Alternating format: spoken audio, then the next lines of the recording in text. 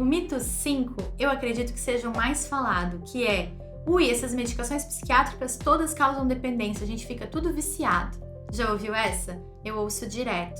E não é verdade, tá? A menor parte dos medicamentos psiquiátricos podem sim causar dependência, que seriam os benzodiazepínicos, aqueles remédios que são tarja preta, né, prescritos numa folhinha azul, num receituário azul, ou os psicoestimulantes, que são aqueles prescritos num receituário amarelo. Mas isso também vai depender da dosagem, do diagnóstico correto, do tempo de uso, do intervalo entre o uso. Então veja, é uma grande falácia, né, um grande mito dizer que no geral os medicamentos psiquiátricos causam dependência. Eu gostaria só de fazer uma observação. Muitas vezes a gente ouve alguém comentando assim: não, mas é verdade sim, doutora, porque a minha tia, ela não pode parar o antidepressivo porque ela fica muito mal. E aí a gente vai perguntar melhor sobre esse quadro da tia e a gente vê que ela só está tomando antidepressivo. Ela não está fazendo psicoterapia e não está fazendo mudanças no estilo de vida dela. Então, quando ela para o remédio, muitas vezes até da maneira errada, né? Do nada, de forma abrupta, ela volta a ter sintomas ansiosos ou depressivos e aí ela acredita que é porque ela precisa do remédio. Mas na realidade é porque ela não está fazendo o tratamento completo para melhorar todos os fatores que fazem sim ela ter sintomas depressivos ou ansiosos.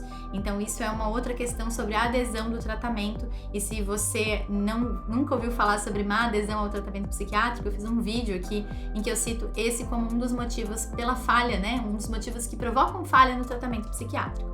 O mito número 6 é o seguinte: não, remédio psiquiátrico não é pra mim, isso é coisa pra quem não reza ou pra quem não vai na igreja. Já ouviu essa? Eu também já ouvi várias vezes. Não é verdade, gente. Já esclareci aqui em alguns outros vídeos o quanto a religião ela é protetora, né? Ter uma religiosidade, acreditar em algo, é sim, ter fé, né? É sim algo protetor. Já tem artigos científicos comprovando que ter fé ajuda na prevenção e na reabilitação de doenças, independente de qual credo seja, se você frequenta ou não igreja, culto, enfim. Mas isso não quer dizer que você não vai nunca precisar de um medicamento. Acho que eu já falei também aqui que adoece quem tem mente. Então, se você tem um cérebro, em algum momento ele pode sim dar algum problema, digamos assim, de uma forma mais leiga, né? Da mesma forma como pneumonia pode dar em quem reza ou quem não reza. Então não faça essa associação, isso não é verdadeiro, não é nenhum fracasso, mesmo que você acredite muito em Deus ou em qualquer outra entidade, você precisar de um tratamento psiquiátrico. De novo, eu gostaria que a gente tratasse a psiquiatria como uma especialidade outra qualquer da medicina. Ninguém acha um fracasso o pastor, por exemplo, de uma igreja, que trata a sua pressão alta. Mas eles acham um fracasso se esse mesmo pastor precisar de um antidepressivo por um quadro ansioso? Não faz sentido. Isso é um preconceito que está muito enraizado na nossa sociedade. Então eu te convido a refletir melhor e não passar mais adiante esse mito. Medicamentos psiquiátricos não podem ser passados ou prescritos para crianças e adolescentes. Isso é um pecado.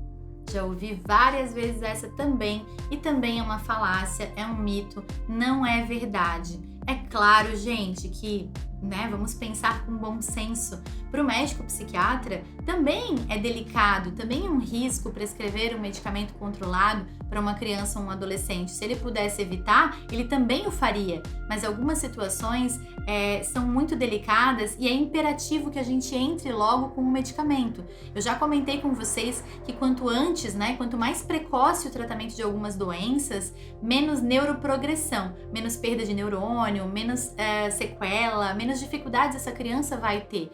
Também sou mãe, então também me preocupo de que as crianças sejam tratadas da melhor forma possível. Se for possível evitar o uso de algum medicamento, porque é um quadro leve e as crianças respondem muito bem à psicoterapia, as sessões semanais com a psicóloga, a gente vai fazer, mas algumas situações realmente a gente precisa usar o medicamento, e aí o pecado é em não medicar, porque a gente vai deixar essa doença evoluir e essa pessoa, essa pessoinha, essa criança ou esse adolescente vai lá na frente ter uma série de outros problemas porque não foi tratada adequadamente na idade em que os problemas iniciaram. Infelizmente, no consultório, isso é uma rotina. Eu atendo todos os dias jovens adultos, 20, 30 anos, que deveriam ter vindo enquanto adolescentes. Quando a gente pergunta qual a primeira vez que sentiu o sintoma, normalmente foi lá atrás. Então, não vamos deixar de tratar as nossas crianças.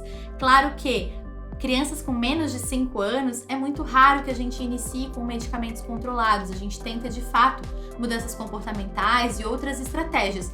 Mas é sim possível que a gente use medicamento quando necessário. Então, não vamos ficar com essa ideia fixa de que as crianças nunca vão precisar de medicamento ou que elas não podem ou não devem usar, porque isso não é verdade.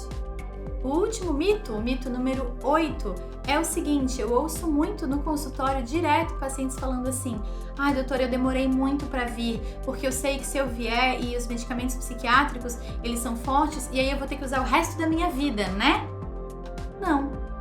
É verdade que uma parte das pessoas pode sim precisar e se sentir melhor com o medicamento por um longo período? Sim, é verdade, as doenças psiquiátricas são doenças crônicas, assim como pressão alta, assim como diabetes. Mas não é um fato que todos os pacientes vão ter que manter o uso do medicamento o resto da vida. Isso você vai conversando e combinando com o seu médico psiquiatra conforme a evolução do seu tratamento. É possível sim tomar medicamentos por algum tempo, 1, 2 anos, né, para poder ter uma estabilidade química cerebral, e após esse período, se você também já fez psicoterapia, atividade física e outras mudanças no estilo de vida, fazer essa descontinuação gradual e parar os medicamentos, então é possível.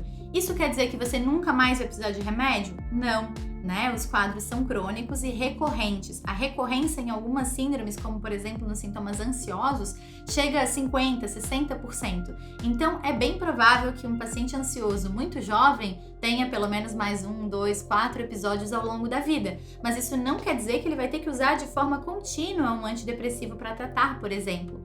Então, essa é uma grande falácia, não se deixe assustar aí pelos comentários das pessoas, busque um médico psiquiatra da sua confiança, tire as suas dúvidas, fale dos seus medos, mas não deixe de tratar os sintomas psiquiátricos, porque isso traz uma melhor qualidade de vida para você.